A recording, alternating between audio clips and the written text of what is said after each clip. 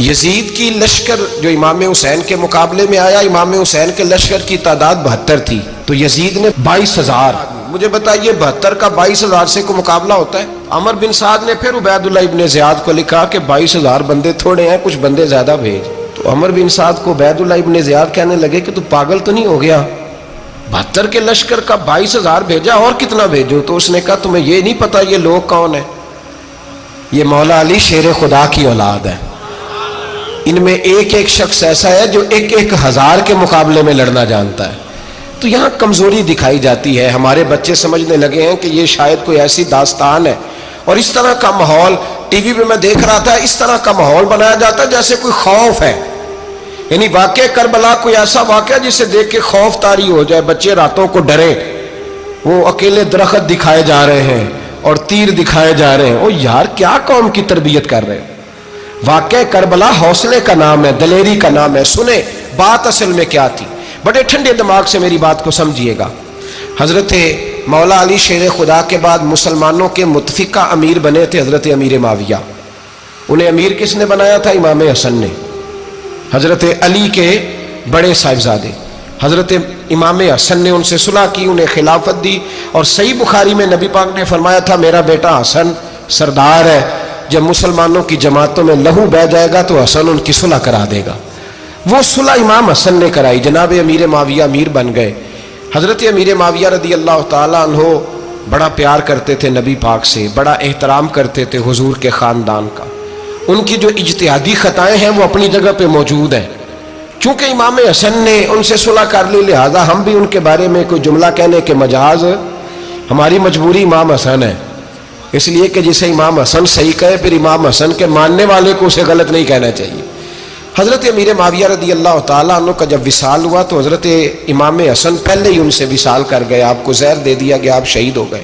امام حسین موجود تھے. تو یزید کے بارے میں لوگوں نے کہا جناب امیر معاویہ سے کہ یہ ٹھیک ہے، مناسب ہے اور بہادر ہے، دلیر ہے، وہ جو ہوتے ہیں نا خوش آمدی ٹولہ. تو حضرت امیر معاویہ کے گرد بھی کچھ ایسے لوگ تھے، انہوں نے آپ سے کہا کہ یزید کو نامزد کر دے. تو آپ نے یزید کو بلایا، حوالہ مجھ سے دیکھ لیجئے گا. بلا کے فرمایا کہ 3 بندوں کے سامنے اپنی خلافت پیش کرنا، اگر وہ تجھے مان جائیں تو امیر بن جانا، نہ مانے تو چپ کر کے گھر بیٹھ جانا. وہ 3 بندے کون ہیں؟ جناب عبداللہ ابن عباس، حضرت عبداللہ بن زبیر اور امام حسین رضی اللہ تعالیٰ عنہ. یہ وصیت فرمائی جناب امیر معاویہ. ہوا یہ کہ یزید جب امیر بنا نا، 2-3 چیزیں ہوتی ہیں جب کسی بندے کو قابو کرنا ہوتا ہے، 2-3-4-5 چیزیں ایسی ہوتی ہیں جس سے بندہ قابو آتا ہے. تو اس نے بھی فوری طور پہ، یزید نے دیکھا میرے لیے مسئلہ کیا بن سکتا ہے. ولید بن عتبہ اس وقت مدینے کا گورنر تھا. یزید نے اس کو خط لکھا کہ امیر عرب کا رواج آج بھی ہے کہ جب تک نئے خلیفہ کی بیعت نہیں ہو جاتی پرانے کے انتقال کی خبر ہی نہیں دیتے، اس کو رکھے رکھتے ہیں. یہ ان کا طریقہ ہے. وہ کہتے ہیں کہ ولی عہد اچھی طرح قبضہ کر لے پھر بتائیں گے. حضرت امیر معاویہ کا وصال ہو گیا، بتایا نہیں. یزید نے اب کیا کیا، کیونکہ بڑا چلاک آدمی تھا، بڑا شاطر تھا، بڑا تیز تھا، اس نے ولید کو خط لکھا. کہنے لگا کہ فوری طور پہ عبداللہ ابن عباس کو بلاؤ اور اسے کہو میری بیعت کریں. یہ جو بیعت ہوتی تھی نا، یہ بھی سن لے کیا ہوتی تھی. یہ بیعت حلف ہوتا تھا کہ میں اللہ رسول کے نام پہ حلف دیتا ہوں کہ میں یزید کی اطاعت کروں گا، میں اس کے خلاف کوئی بغاوت نہیں کروں گا. یہ بیعت لوگ سمجھتے ہیں کہ بس ہاتھ پکڑنے کا نام بیعت تھا. اس بیعت کا متبادل جمہوری ملکوں کے اندر ووٹ آیا ہے. تو کہا بیعت کرے. حضرت عبداللہ ابن عباس کو بھی بلاؤ، عبداللہ بن زبیر کو بھی بلاؤ، امام حسین کو بھی بلاؤ. امام حسین آدھی رات کے وقت بیٹھے تھے مسجد نبوی میں، چونکہ 5 نمازوں کی آپ امامت کرتے. امام حسین نماز پڑھا کے عشاء کی بیٹھے تھے. جناب عبداللہ بن زبیر، عبداللہ بن زبیر کون تھے؟ یہ نبی پاک صلی اللہ علیہ وسلم کی پھوپھی پوتے تھے اور جناب صدیق اکبر کے نواسے تھے. حضرت عبداللہ بن زبیر اور جناب زبیر بن عوام عشرہ مبشرہ صحابی ہیں، ان کے بیٹے تھے. بہت زیرک آدمی تھے. یہ بھی امام حسین کے پاس بیٹھے تھے. عبداللہ ابن عباس بھی تھے جو حضور کے چچا کے بیٹے ہیں، اس امت کے پہلے مفسر ہیں قرآن پاک. یہ لوگ بیٹھے تھے. تو ولید نے ایک بندہ بھیجا، اس نے آ کے کہا جناب آپ کو گورنر صاحب نے بلایا ہے. تو عبداللہ بن زبیر کہنے لگے حسین اس وقت بلانے کی بات سمجھ میں نہیں آئی. تو امام حسین بڑے بصیرت والے تھے، اللہ نے بصیرت دی تھی. کہنے لگے عبداللہ آپ کو سمجھ نہیں آئی، مجھے سمجھ آ گئی ہے، امیر معاویہ وصال کر گئے اور یہ ہمیں جو بلایا گیا ہے نا، یہ یزید کی بیعت کے لیے بلایا گیا ہے. تو کہا پھر آپ آدھی رات کو نہ جائیں، آپ کے لیے خطرہ ہوگا۔ تو امام حسین فرمانے لگے خطرہ حسین کو نہیں ہوتا۔ نہیں، کہا پھر بھی آپ مہربانی کریں ذرا احتیاط سے جائیں۔ تو جناب عبداللہ ابن زبیر نے، عبداللہ ابن عباس نے 14 بندے نیزے دے کے، تلواریں دے کے امام حسین کے ساتھ بھیجے اور کہا کہ امام حسین اگر اس نے کوئی غلط ملت بات کی نا، زبردستی بیعت کرنے کا کہا، تو آپ بس کوئی ایک بات اونچی آواز میں کر دینا، یہ سپاہی پیچھے آ جائیں گے۔ امام حسین ان 14 بندوں کو لے کے گورنر ہاؤس پہنچ گئے۔ جب آپ وہاں پہنچے، اس نے بتایا، اس نے کہا جی حضرت امیر معاویہ انتقال کر گئے اور آپ نے یزید کی بیعت کرنی ہے۔ تو امام حسین فرمانے لگے میں چھپ کے بیعت نہیں کروں گا، مجمع لگاؤ، جمعے والے دن اعلان کرو، جو طریقہ ہے حضرت ابوبکر صدیق کا، جو طریقہ ہے حضرت عمر فاروق کا، جو انداز حضرت عثمان غنی کا ہے، جو مولا علی کا ہے، سرے عام اعلان کرو، اگر ساری دنیا یزید کی بیعت کرے گی تو میں بھی تیار ہوں۔ تم مجھ سے بیعت لے کے پھر لوگوں کو بتانا چاہتے ہو کہ حسین بیعت ہو کر رہے ہیں تو تم کیوں نہیں کر رہے؟ میں عام آدمی نہیں ہوں، لہذا چھپ کے بیعت نہیں کرتا۔ جب یہ بات کی نا تو ولید بڑا نرم دل تھا اور امام حسین کی شان کو جانتا تھا، وہ جانتا تھا یہ نبی پاک کا خاندان ہے۔ اس نے کہا جی مجھے تو حکم تھا، باقی آپ حضور کے نواز ہیں، میں کر کچھ۔ وہاں ایک بڑا بدبخت شخص بیٹھا تھا، عبد الملک بن مروان، وہ ولید سے کہنے لگا کہ اگر حسین آج تمہارے ہاتھ سے نکل گئے تو تمہارے لیے بہت بڑا مسئلہ کھڑا ہو جائے، انہیں جانے نہ دینا، یا بیعت کراؤ یا ان سے کہو جنگ کے لیے تیار ہو۔ تو امام حسین رضی اللہ تعالیٰ عنہ کے کانوں میں آواز گئی تو فرمانے لگے ابن مرجانہ، اگر تیرے اندر جرت ہے تو آ سامنے حسین کے، اس کے کانوں میں باتیں نہ کر، کانا پھوسی نہ کر، باہر آ میدان میں، شرارت نہ کر، باہر آ، میں تمہیں ابھی بتاتا ہوں کہ حسین سے مقابلہ کرنے کا انجام کیا ہے۔ یہ کہہ کہ امام حسین باہر نکلے، اپنے بھائی محمد بن انفیہ کو بلایا، عبداللہ بن زبیر، عبداللہ ابن عباس، ڈھیر سارے لوگ کٹھے ہو گئے۔ فرمایا یہ معاملہ ہے، اب کیا کرنا ہے؟ تو وہ کہنے لگے حضور وقت ابھی مناسب نہیں ہے، آپ اس طرح کریں یہاں رکے، ہم مکے سے، عراق سے، کوفے سے لوگوں کو بلاتے ہیں، یہاں ایک بڑی مجلس مشاورت قائم کرتے ہیں۔ امام حسین فرمانے لگے اگر تم مشاورت قائم کرو گے تو ولید اور عبد الملک بن مروان وہ تو جنگ کرنے کو تیار ہیں، اور نبی پاک نے فرمایا ایک مینڈا ہوگا جس کی وجہ سے مدینے کی گلیوں میں لہو بہے گا۔ فرمانے لگے میں وہ بکرا، وہ مینڈا نہیں بننا چاہتا۔ کہا پھر آپ کیا کریں گے؟ تو امام حسین رو پڑے، فرمانے لگے میں مدینہ چھوڑ جاؤں گا لیکن مدینے کی حرمت پامال نہیں ہونے دوں گا۔ امام علی مقام آدھی رات کے وقت نکلے، سیدہ فاطمہ کا دروازہ ایک اس دن تھا جس دن حضرت مولا علی کوفے چلے گئے تھے، اور دوبارہ آج تالا لگا جب امام حسین نکلے۔ آپ جنت البقیع کے پیچھے کھڑے ہو کے حضور کا روضہ دیکھنے لگے، اس وقت گنبد تو نہیں ہوتا تھا، روضہ دیکھنے لگے۔ نانا تیرے کرم کے خزینے کی خیر ہو، میں جا رہا ہوں تیرے مدینے کی خیر ہو۔ سارا خاندان لے گئے، مکے تشریف لے گئے، حج کے ایام قریب آنے والے تھے۔ امام حسین نے وہاں لوگوں سے باتیں کی۔ جب امام حسین وہاں پہنچے تو کوفے سے خط آنے لگے۔ کوفہ حضرت علی کا دارالخلافہ تھا، وہاں آپ کے محبین، پیار کرنے والے ڈھیروں تھے، انہیں خط لکھے کہ حضور آپ چپ کر کے بیٹھے ہوئے ہیں اور ہمارے اوپر یزید مسلط ہو گیا ہے، آپ اگر میدان میں نہیں نکلیں گے، آپ نہیں آئیں گے تو ہم اللہ کی بارگاہ میں شکوہ کریں گے کہ کوئی ہماری کمان کرنے کو تیار ہی نہیں ہوا۔ اور وہ خط 1 2 3 نہیں آئے، وہ خط اتنے تھے کہ 3 بوریوں میں بھرے تھے امام حسین، 3 بوریوں میں۔ اب مجبوری ہو جاتی ہے، حق کے لیے کئی دفعہ بات کرنا مجبوری ہوتی ہے، اگر نہیں کرے گا تو پھر اس کو بھی قبر میں جواب دینا پڑے گا۔ امام علی مقام رضی اللہ تعالیٰ عنہ نے مکے میں اب لوگوں کو جمع کیا مشورے کے لیے۔ ہر بندے نے کہا حضور وہ بلا تو رہے ہیں پر اپنے وعدوں کے پکے۔ کہا حضور وہ پکے نہیں، آپ نہ جائیں۔ ہر بندے نے کہا حالات ٹھیک نہیں، حالات گراؤنڈ ریالٹی صحیح نہیں، یہی مشورہ آج بھی ہر بندہ دیتا ہے، ابھی حالات نہیں۔ اتنے خراب حالات کبھی نہیں ہوئے تھے جتنے امام حسین کے دور میں تھے، لیکن فرمایا میں دین کے خلاف غلط حکمران کو مسلط ہونے کی اجازت، بول کے بتائیے، بول کے، غلط حکمران کو مسلط ہونے کی اجازت، مزاحمت کروں گا، مخالفت کروں گا۔ امام کہنے لگے کوئی بات نہیں، وہ میرے ساتھ چلے نہ چلے لیکن میں کوفے جاؤں گا، وہ لوگ میرے ساتھ کھڑا ہونے کو تیار ہے تو وہ جھوٹ ہے یا سچ ہے پر میں چلوں گا۔ جب امام علی مقام نے اصرار فرمایا تو جو آپ کے قریبی صحابہ کرام کی اولادیں تھی ساری، یہ بھی اب بیماری ہے، کچھ لوگ کہتے ہیں جی صحابہ نہیں ساتھ چلے، تو میں کہتا ہوں اہل بیت نبوت کے تو کل افراد 21 تھے، تو 72 میں باقی اولادیں کس کی تھی؟ وہ ساری صحابہ کی اولادیں تھی، وہ سارے. پتہ نہیں کیوں اس طرح کا فلسفہ بیان کیا جاتا ہے جس میں حالات خراب ہو. حضرت سیدنا امام علی مقام کو جب بہت زیادہ کہا گیا نا تو امام حسین رضی اللہ تعالیٰ انہوں نے فرمایا چلو میں ایک کام کرتا ہوں، مسلم بن عقیل کو بھیجتا ہوں. حضرت علی کے بھتیجے ہیں، امام حسین رضی اللہ تعالیٰ عنہ کے چچا کے بیٹے ہیں، حضرت عقیل کے صاحبزادے مسلم بن عقیل. بڑے سمجھدار آدمی تھے، معاملہ فہم تھے، بڑے جری تھے. اتنا زبردست مشورہ کم لوگ دیتے ہیں جتنا حضرت مسلم بن عقیل دیتے تھے. ان کو بھیجا گیا کوفے. اب اس میں بڑی تفصیل ہے، وہ اپنے 2 بچے بھی لے گئے. جب وہ کوفے پہنچے نا تو کوفے پر جناب نعمان بن بشیر کی حکومت تھی. آپ گورنر تھے اور اہل بیت سے بڑی عقیدت رکھنے والے، نرم رویہ. عبید اللہ ابن زیاد کوفے کا گورنر نہیں تھا، یہ کسی اور علاقے کا تھا. جب آپ وہاں پہنچے تو نعمان بن بشیر نے دیکھا کہ حضرت مسلم بن عقیل آئے ہیں تو لوگ دوڑے ان کی بیعت کرنے، بھاگے. اتنے لوگ جمع ہوئے کہ ایک دن میں 17,000 آدمی نے بیعت کر لی. کتنے بندے جی؟ 17,000 آدمی ایک دن آیا. اب وہ جو امام مسلم بن عقیل کے وہاں نعرے لگانے والے تھے کہنے لگے حضور یہ پہلے دن کی کارکردگی ہے، 2-4 دن میں دیکھیے کیا ہوتا ہے. 2-4 دن میں کیا ہوا؟ 40,000 آدمی نے بیعت کر لی. اب وہ 40,000 بندہ تیار ہو گیا.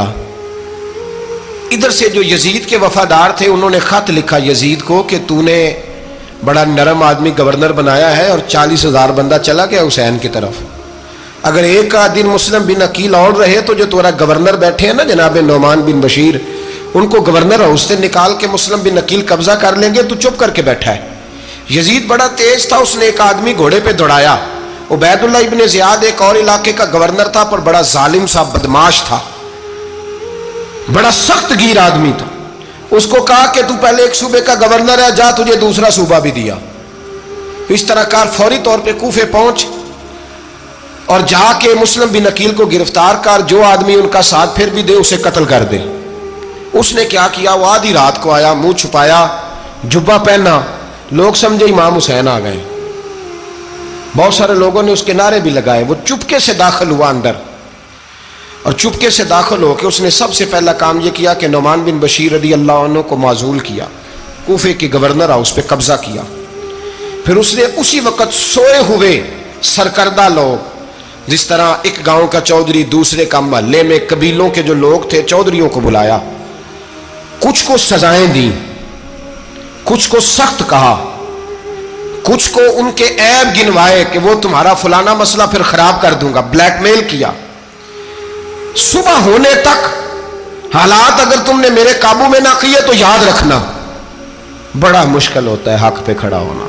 بڑی چیزیں لوگوں کو یاد آتی ہیں، اللہ جانتا ہے. پہلے کچھ ہوتا ہے، بعد میں معاملہ کچھ ہوتا ہے. حضرت مسلم بن عقیل کے ساتھ جس دن عبید اللہ ابن زیاد آیا 40,000 کا لشکر تھا. اگلے دن صبح ہوئی، اگلے دن تو یہ حال ہو گیا کہ آپ جب کوفے کی جامع مسجد میں زور کی نماز کے لیے گئے تو 5-7 ہزار آدمی نماز پڑھنے آیا. اور جب مغرب کا وقت آیا تو لوگوں نے چند ہزار لوگ رہ گئے، نماز کی نیت باندھی. توجہ کرنا میری بات پہ، ایک مسئلہ بھی سمجھ میں آئے گا. لوگوں نے نماز کی نیت باندھی تو حضرت مسلم بن عقیل امامت کر رہے ہیں، ہاتھ باندھے ہوئے ہیں. تو بہت سارے لوگوں نے پیچھے ہاتھ چھوڑ دیے. ایک بندے نے دوسرے سے پوچھا وہ ہاتھ کیوں نہیں باندھتے؟ کہنے لگے اگر عبید اللہ ابن زیاد کے کسی بندے نے دیکھ لیا نا تو ہم اسے کہیں گے ہم تو نماز پڑھ ہی نہیں رہے تھے، ویسے ہی کھڑے تھے، ہاتھ ہی نہیں باندھے سرے سے. جب نماز کی امامت باندھی تو 10-11 صفیں تھیں. جب مسلم بن عقیل رضی اللہ تعالیٰ عنہ نے سلام پھیرا تو پیچھے بندہ ہی کوئی نہیں تھا. حضرت مسلم بن عقیل کو گرفتار کیا گیا. عرب کا رواج تھا دشمن کو سخت سزا دیں تاکہ باعث عبرت بنے. بہت اونچا مینار تھا کوفے کا گورنر ہاؤس کا، اوپر لے جا کے جناب مسلم بن عقیل کو زمین پہ گرایا گیا. اور جب وہ شہید ہو گئے تو شہید ہونے سے ایک رات پہلے وہ خط لکھ چکے تھے امام حسین کو کہ آپ آ جائیں، حالات بڑے اچھے ہیں. خط ملا تو امام حسین مکے سے کوفے کی جانب چل پڑے. امام علی مقام رضی اللہ تعالیٰ عنہ جب چل پڑے تشریف لا رہے تھے تو رستے میں فرزق شاعر ملا، بڑا محب اہل بیت تھا. رستے میں ملاقات ہوئی، اللہ اکبر. حضرت مسلم بن عقیل جب گرایا شہید ہو گئے تو پھر اس نے اس طرح کیا کہ آپ کی لاش کو لٹکا دیا چوک میں. لوگ دیکھتے تھے تو عورتیں بچوں کو کہتی تھی تو نے باہر نہیں نکلنا, ہم نے نہیں امام حسین کے ساتھ چلنا, بس بڑا خوف ہے, کوئی بندہ نہ باہر نکلے, کوئی نہیں ضرورت ہمیں, حالات بہتر ہوگی تو دیکھی جائے.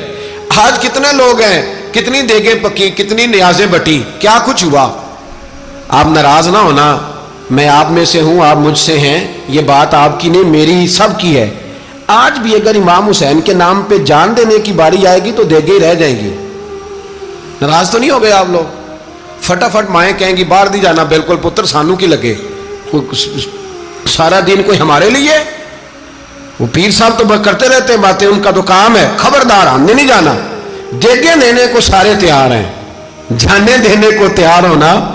ناراض ہو گئے آپ لوگ؟ چلو کوئی نہیں, ہو جاؤ, خیر صلی اللہ ہے, بات تو ٹھیک کر رہا ہوں نا.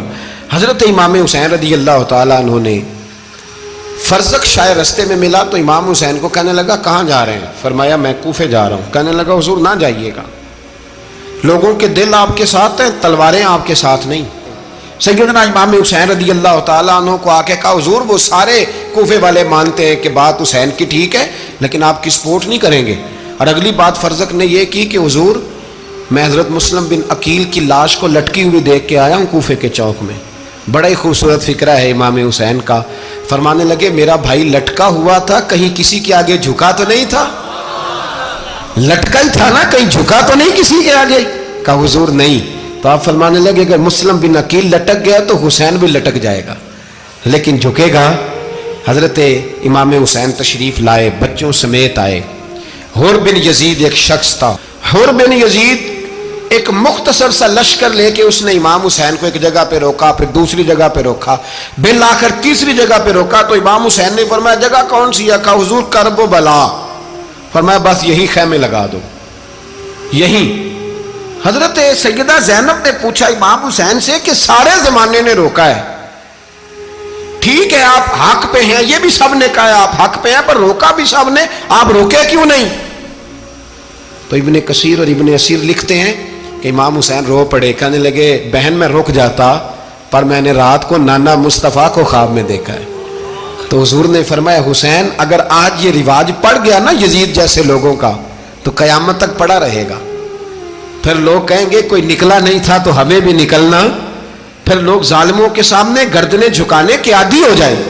میں کہتا رہتا ہوں, کہہ رہا ہوں, کربلا کی جنگ کفر اسلام کی جنگ نہیں, کفر اسلام کی جنگ نہیں کربلا کی, کیونکہ یزید تو بڑا پکا نمازی تھا, خطبہ دیتا تھا. وہ تو جب امام حسین رضی اللہ تعالیٰ عنہ نے کربلا کے میدان میں جمعے کا دن تھا تو یزید کے سامنے کو بات کرنی شروع کی, عمر بن سعد کے سامنے. تو عمر بن سعد کہنے لگا حسین زیادہ باتیں نہ کر, ہمارا جمعہ لیٹ ہو رہا ہے, جنگ کے لیے تیار ہو, فٹافٹ آ.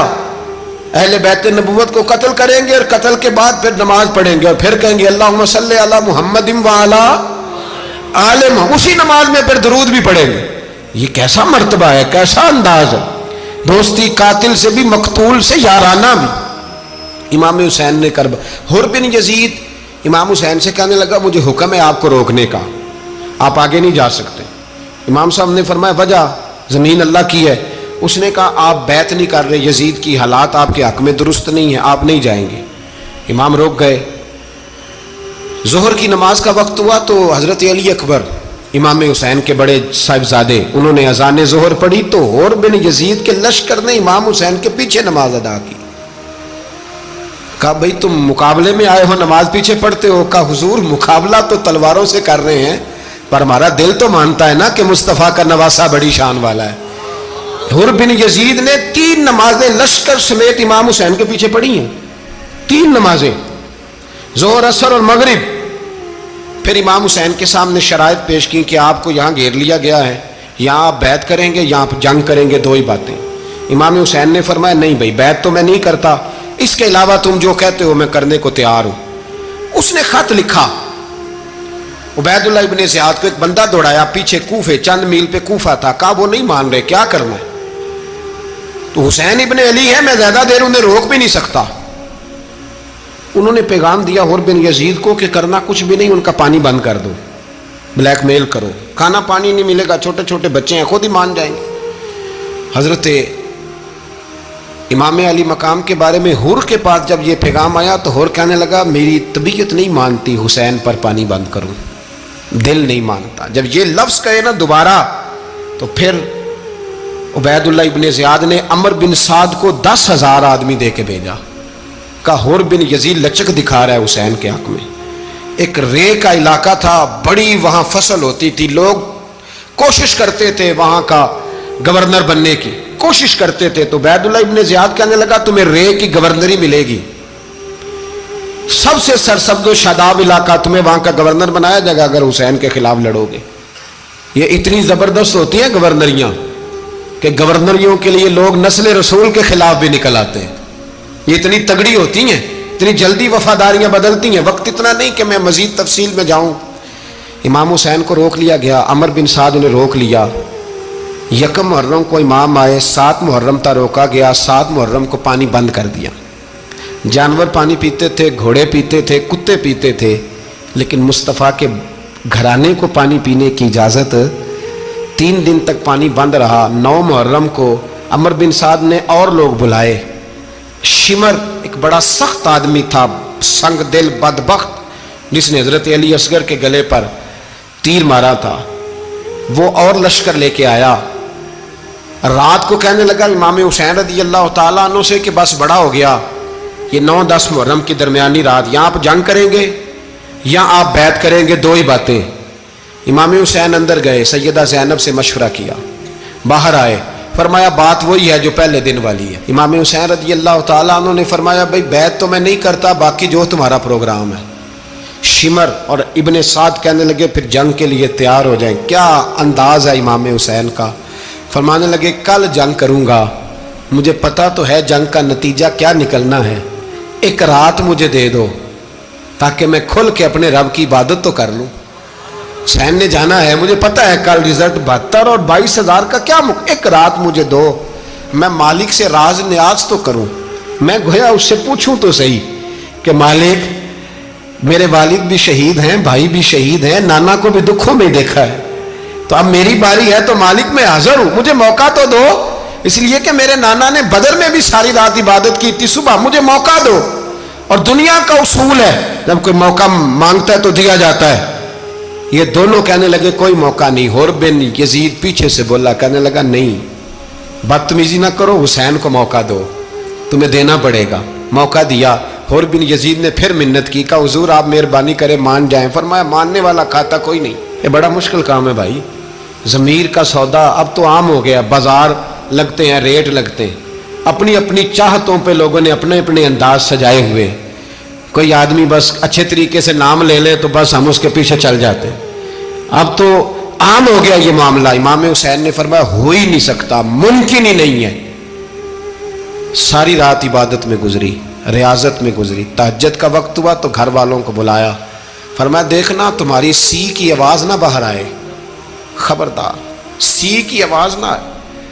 और इमाम ज़ैनुल आबिदीन से फरमाया तू बीमार है, तू जिहाद नहीं करेगा, लेकिन ख्याल रखना पीछे। और बड़ी कीमती बात बता रहा हूँ, हमारी बीवियाँ किसी के घर मैयत हो जाए तो 4 दिन बुखार नहीं उतरता। इमाम अली मकाम ने सैयदा ज़ैनब से फरमाया तू बड़ी है, मेरी बहन है, पीछे सारे बच्चे हैं, जवान हैं, इनके हौसले तेरी जिम्मेदारी हैं। सुबह जंग का तबल बजने लगा, फजर की नमाज पढ़ी, सूरज चढ़ा, 10 मुहर्रम का दिन, जुमे का वक्त। जनाब सैयदना इमाम हुसैन रज़ी अल्लाह ताला अन्हु ने रेत पर सजदे किए, लंबे सजदे, लंबी नमाज। सूरत शम्स की आयात दूसरी रकत में पढ़ी तो सारा करबला गूंजने लगा। क्या अंदाज़े तकल्लुम था इमाम अली मकाम का। नमाज मुकम्मल हुई तो हुर बिन यजीद, अमर बिन साद और शिमर से कहने लगे वाकई हुसैन से लड़ोगे, पता नहीं कौन है। कुल्ला सालुकुम अलैहि अजरन, तुमने नहीं पढ़ा, इल्लल मवद्दत फिल कुर्बा, तुम्हारी आंखें बंद है। अल हसन वल हुसैन सय्यदु शबाब अहले जन्नह, तुम्हें नहीं पता। कहने लगा चुप कर, हुकूमत नजर आ रही है। और बिन यजीद कहने लगे फिर मेरा भी फैसला सुनो, मुझे हुकूमत नहीं चाहिए, मुझे जन्नत चाहिए, हुकूमत नहीं चाहिए। इमाम हुसैन की पहली फतह देखें, और बिन यजीद एड़ी लगा के ना यजीद के लश्कर से निकल के इमाम हुसैन के लश्कर में शामिल हो गया।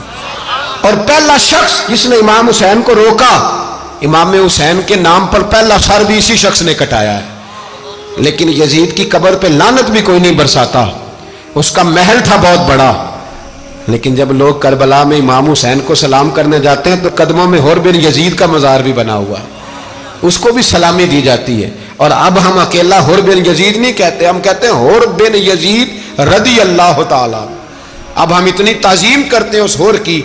जनाबे इमाम हुसैन को मैदान में खड़ा किया गया, जिहाद का तबल बजा, पहले खुद्दाम आए। और सुन लो, आज वो पता नहीं बाजारी से लोग चढ़ गए स्टेजों पे, बाजारी से, ना चेहरे पे दाढ़ी है ना सर पे कोई कपड़ा है, बाजारी लोग हैं, भाग रहे हैं, बाजू चढ़ाए हुए हैं, बटन खोले हुए हैं, तमाशा बना दिया। सुनने वालों का भी अल्लाह ही हाफिज है, वो स्टेज पे ये अहले बैत की शान बयान करता है, भाग के उधर जाता है। भाई ये कोई तरीका है? सुनने वालों का भी अजीब अंदाज है, हर बंदे को सुनने बैठ जाते हैं। दीन मुहज्जब है, तहजीब वाला है, दलाइल रखता है, दीन वकार रखता है, ऐसे लोग अब दीन बयान करेंगे। हजरत सैयदना इमाम हुसैन रज़ी अल्लाह ताला अन्हु सुबह जब जिहाद का वक्त आया, पता है कौन कौन थे करबला में? इमाम हुसैन के साथ इमाम हुसैन के 4 भाई थे करबला में। कितने? बोल के बताएं। हजरत अली के 4 बेटे, अब्बास बिन अली, जिनको हजरत अब्बास कहा जाता है ना, अलमदार, ये हजरत अली की दूसरी ज़ौजा में से अब्बास बिन अली भी थे, और अबू बकर बिन अली भी थे, उमर बिन अली भी थे, उस्मान बिन, ये हजरत अली के बच्चों के नाम हैं। ये आपके शहजादे इमाम हुसैन के साथ शहीद हुए। इनका नाम सिर्फ इसलिए नहीं लिया जाता कि इनका नाम खुलाफाए सलासा के नाम पे, हजरत अली ने अपने यारों के नाम पे रखा है, तो तुमने करबला के मैदान से खारिज कर दिया। ये तीनों शहजादे हजरत जनाब सैयदना इमाम हुसैन के साथ थे, ये भी शहीद हुए। हजरत जनाब ज़ैनब इमाम हुसैन की सगी बहन है, इनके 2 बच्चे थे, औन और मोहम्मद। जब इमाम हुसैन मैदान में जाने लगे तो जनाब ज़ैनब बच्चों से कहने लगी, ना पहले भाई नहीं जाएगा, पहले भांजे जाएंगे। 2 बच्चे शहीद हुए।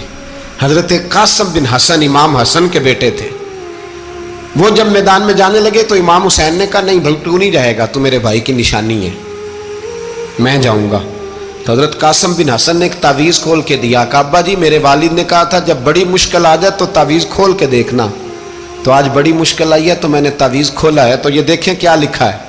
ये तो रुका है, तावीज़ है ही नहीं। जब खोल के देखा तो उस पर लिखा था, कासिम अगर हुसैन पे कोई कड़ा वक्त आ जाए तो बैठ के आगे आगे रहना, अगर कड़ा वक्त मेरे भाई पे कभी आ जाए ना, देखना इसके आगे आगे चलना, इसे हसन की कमी ना महसूस हो। भाइयां जिहा साक नहीं कोई जे विच खार ना होवे। सैयदना इमाम हुसैन पहली दफ़ा करबला में उस वक़्त रोए जब ये रुका, आपने देखा तो फरमाया, ठीक है, अगर हसन की ये वसीयत है तो मैंने ज़िंदगी में अगर उनकी हर बात मानी है, अब भी मानूंगा, तुम्हें इजाज़त है। जनाब कासिम बिन हसन 16 साल का जवान जब मैदान में निकले तो हाय हाय पता नहीं कहाँ से आ गई है।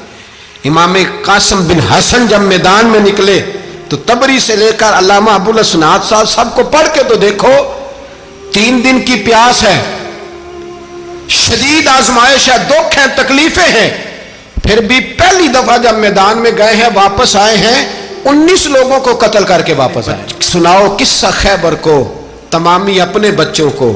अली की दास्तां सुन के दिलों से डर निकलता है, अली की दास्तां सुन के दिलों से, ये जो बच्चे डर रहे हैं ना, वो हो चिमगादड़ आ गई, काकरोच आ गया, ये खौफ निकल जाएगा अगर हजरत कासिम बिन हसन की बात सुनेंगे। दर्जनों लोग आपने कत्ल किए। एक दफा आए, कहा चाचा यजीद का लश्कर तो बड़ा ही बुज़दिल है, अगर चंद कतरे पानी मेरे हलक से गुजरे तो मैं सारे काट के ले आऊंगा आपके पास, चंद कतरे। लेकिन थोड़ी देर गुजरी, अमर बिन साद कहने लगा, अकेले अकेले जाओगे तो अली का पोता है, ये सबको मार देगा, इकट्ठे जाओ। चारों जानब से तीर बरसे, एक तीर लगा आके गर्दन के पीछे, बस जनाब सैयदना कासिम बिन हसन घोड़े से नीचे गिरे। तो जनाब ज़ैनब हौसला करके आंसू समेट के कहने लगी, मैं देख रही हूँ पर्दे के पीछे से हुसैन मेरे भाई का बेटा गिर गया है, जा उसे उठा के ला। हज़रत इमाम हुसैन उनको उठा के लाए تو امام حسین نے سینے سے لگایا ہوا تھا تو ان کے پیر، ان کا قد لگتا تھا امام حسین سے زیادہ ہے، اٹھا کے لایا، لٹا دیا گیا۔ امام حسین کے اپنے بڑے بیٹے میدان میں نکلنے کو، علی اکبر نام ہے، جب جن لوگوں نے حضور کو نہیں دیکھا تھا وہ جب کہتے نا ہم نے نبی پاک کا دیدار نہیں کیا تو بتاؤ کس طرح کے تھے، تو بتایا جاتا تھا کہ جناب علی اکبر کا دیدار کرو، ہم شبیہ مصطفیٰ۔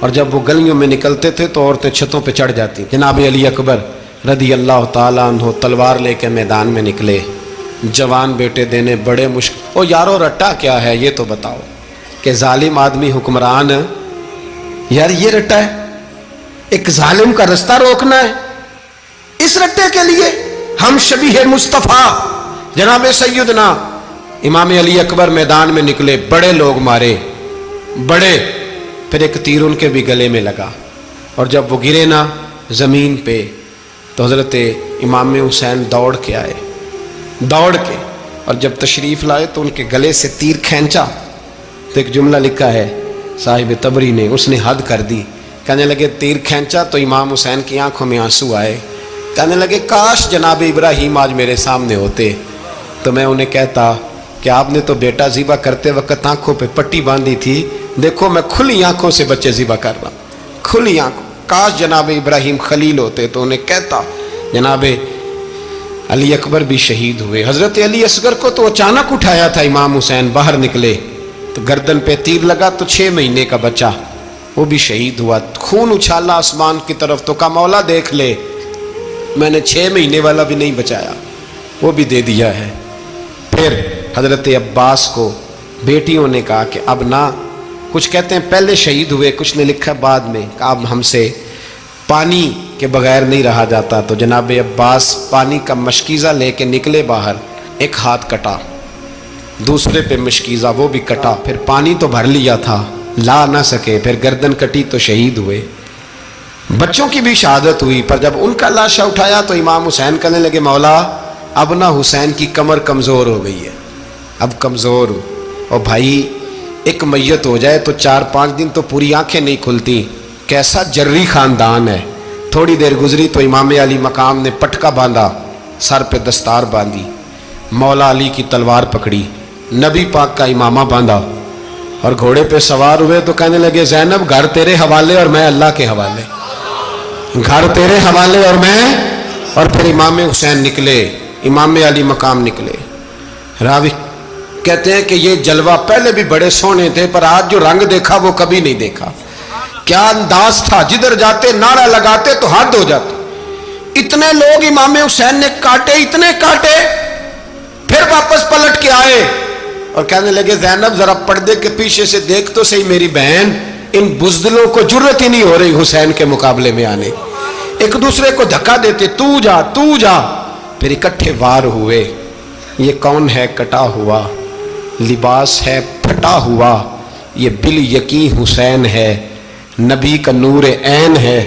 پھر چاروں جانب سے تیر برسے تو امام علی مقام چونکہ نماز کا وقت ہو گیا تھا، اترے گھوڑے سے، خون بہ رہا تھا، گرم ترین ریت سے تیمم کیا، سر سجدے میں رکھا، اور جب شمر آپ کی گردن کاٹنے لگا تو کہنے لگے ٹھہر جا ذرا رب سے ایک بات کر لینے دے، اور پھر بولے امام حسین، کہنے لگے مالک تو اب بتا کہ حسین سے راضی ہے کہ ناراض ہے، تو بتا۔ تو پھر ایک آواز آئی، یا ایتھا النفس مطمئنہ ارجعی الی ربک راضیۃ مرضیہ، فرمایا نفس مطمئنہ واپس آ جا، تو اللہ سے راضی ہے، اللہ تجھ سے راضی۔ امام حسین وہاں شہید ہو گئے۔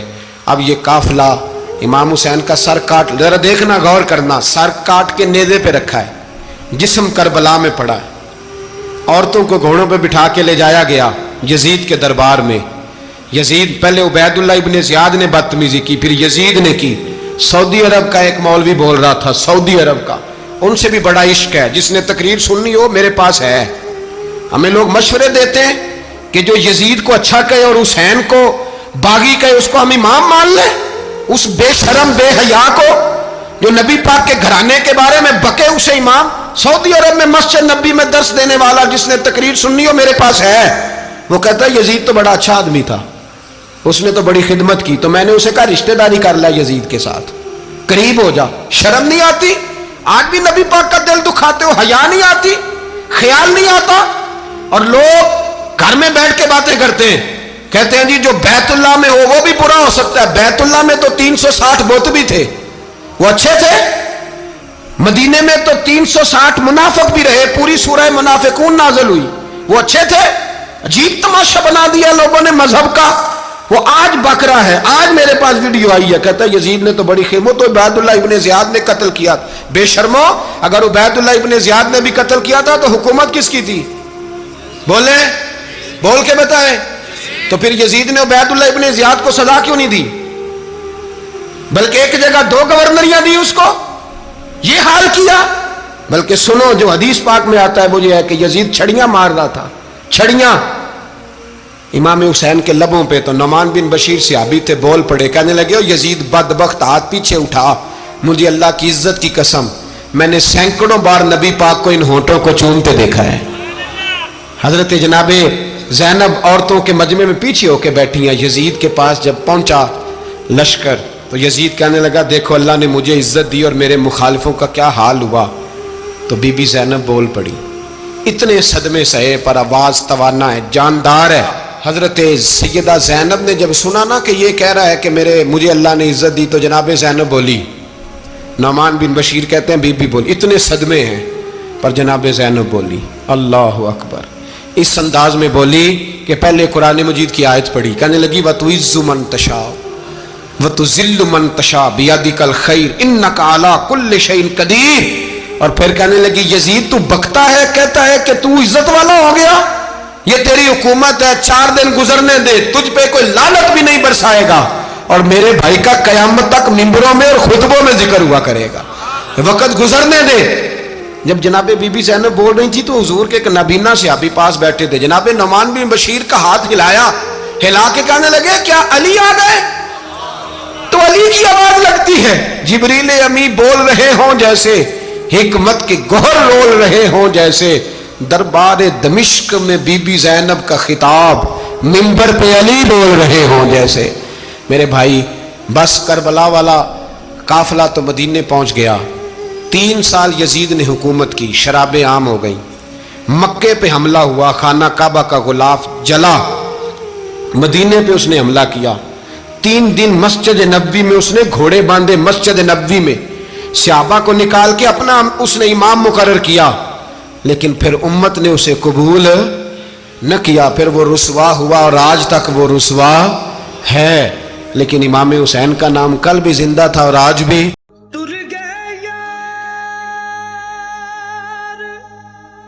جدائیاں والے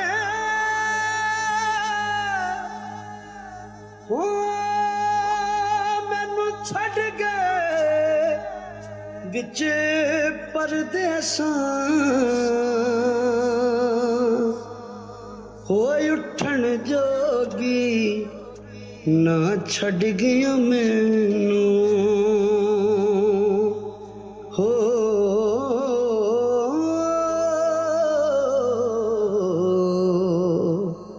بیٹھی ہنجواں ہار پروں